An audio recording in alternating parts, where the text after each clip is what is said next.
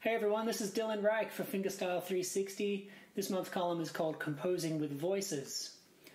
We're talking about using voices from a composition point of view. You may have seen the term crop up in transcription programs. When I transcribe fingerstyle music, it's usually, I use two voices, one for the bass line generally, and one for everything else. You'll see in my music downstemmed notes and upstemmed notes. The downstemmed ones is usually one voice, upstemmed notes is another. This way we can have varying rhythms.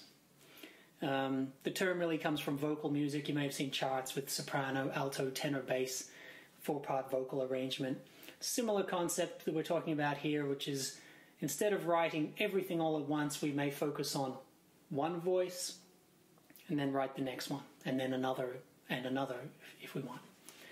So it's an extra little trick to have in the toolbox if as a composer, and certainly worth experimenting with if you're new to it. So time to get to work.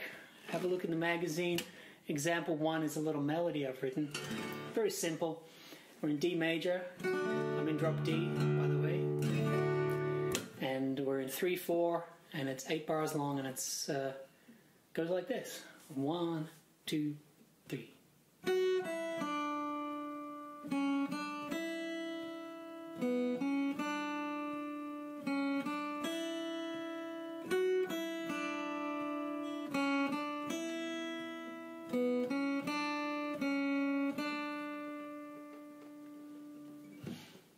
Alright, fairly simple, almost like a nursery rhyme.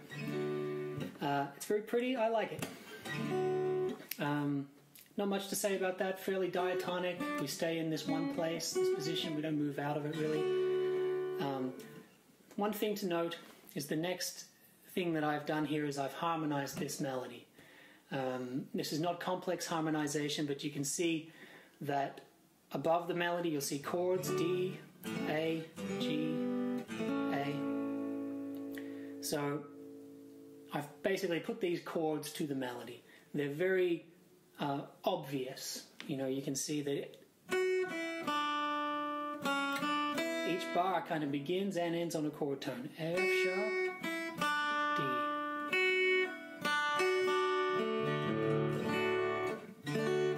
Same here.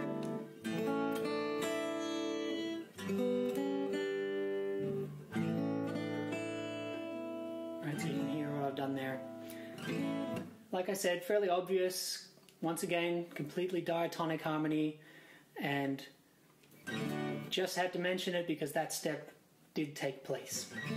So now we know what harmony we're trying to detail with the rest of our arrangement, and beginning with our next voice, voice 2, which in this case is our bass line.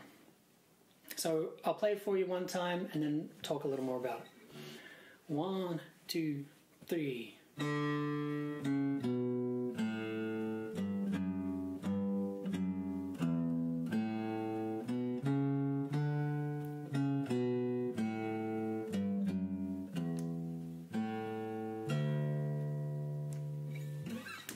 There we go.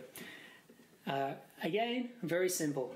And you'll notice that I begin every bar here with the root note of the chord. Really? That's what I'm doing. Nothing fancy. Stepping down D major scale. A. Back up to the G.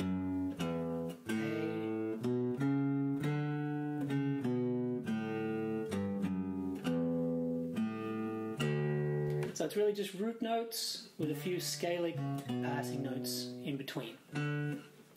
One thing I want to point out here is that we've now created some contrasting rhythmic phrasing. You'll notice with our melody, the rhythmic phrase is repeated. We've got 2 eighth notes followed by a half note. So in other words, you might think of it as 2 quicker notes followed by a longer note. Whereas in the bass line, what I've done here is basically the opposite. When I've got those quicker notes happening up here in the melody, I have a long bass note. And then when we hit this longer note up here in the melody, that's when I have my quicker passing notes in the second voice. So you end up with...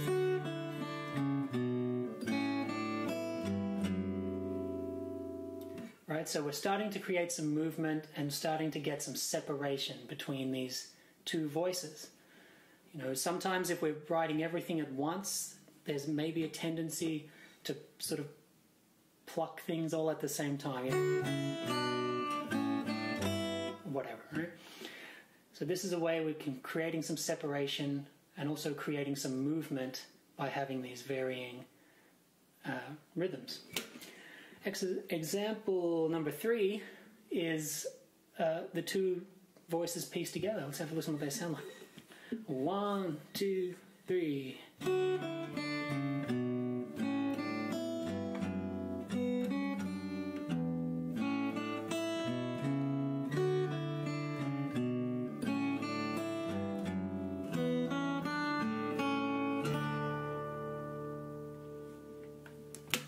All right, we're getting there. It's still very simple. Now I want to get to our third voice. This one's very important to me because this is what kind of glues it all together. Once again, I'll play it through. This is example 4 of voice 3, and then I'll talk about how I arrived at this part. 1, 2, 3.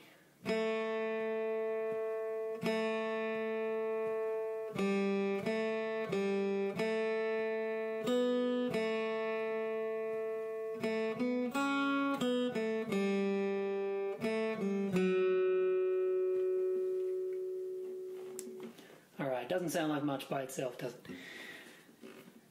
Alright, I'll start on this A. So I've got a melody up here,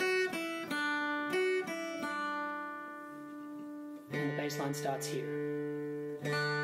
So for me, a very obvious place to put this next voice is right in the middle. I've got this chord tone sitting right there.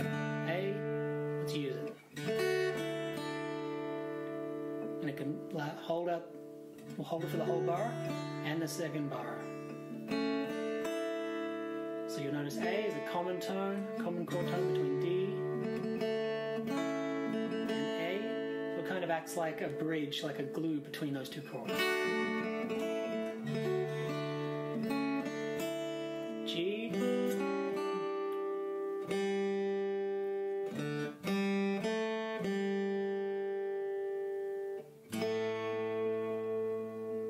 And there's a little B there, which is kind of like a little pickup note that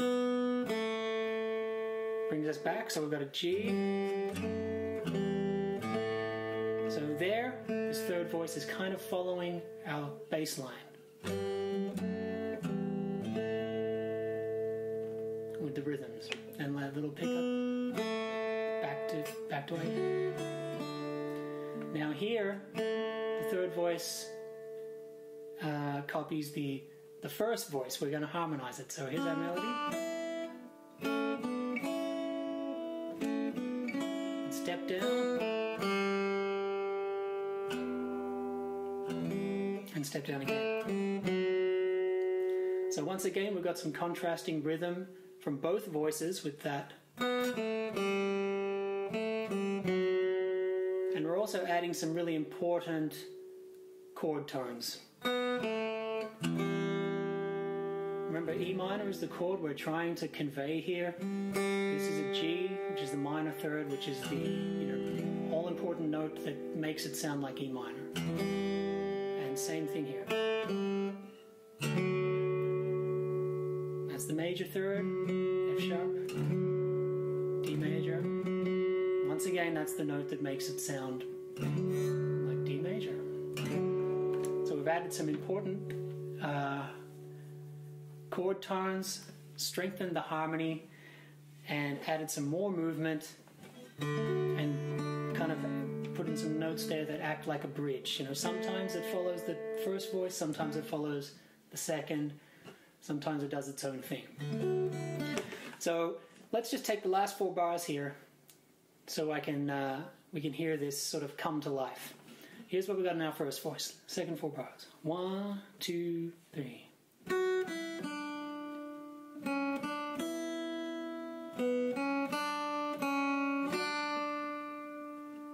Second voice. 2, 3.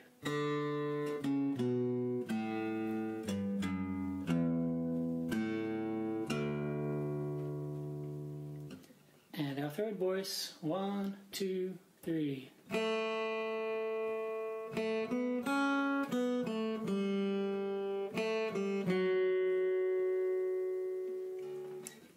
Now, all of those are very, very simple, and none of them especially sound that great on their own. But when we piece them together, we get this.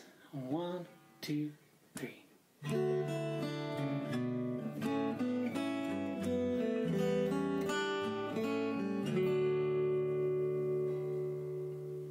So suddenly, we're suddenly playing a nice little tune, right?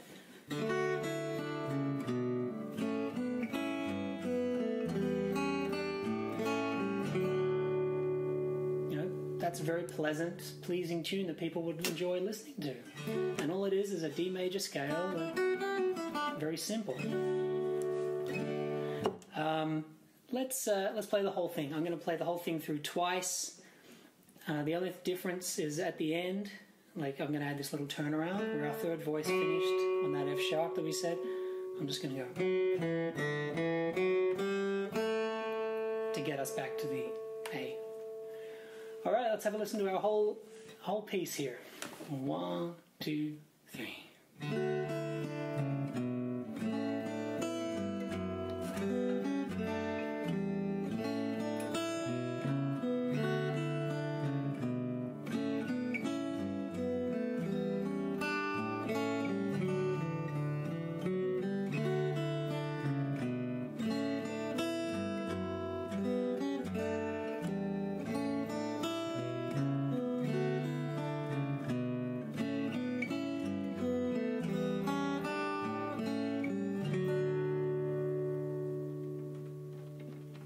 Well, there you have it. That's this month's lesson. Hopefully you learned something, and if you did enjoy the lesson and get something out of it, please let me know. Head to dylanryche.com, shoot me an email.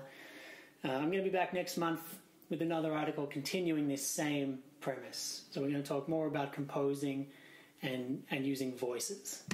So until then, take care, and I'll see you next month.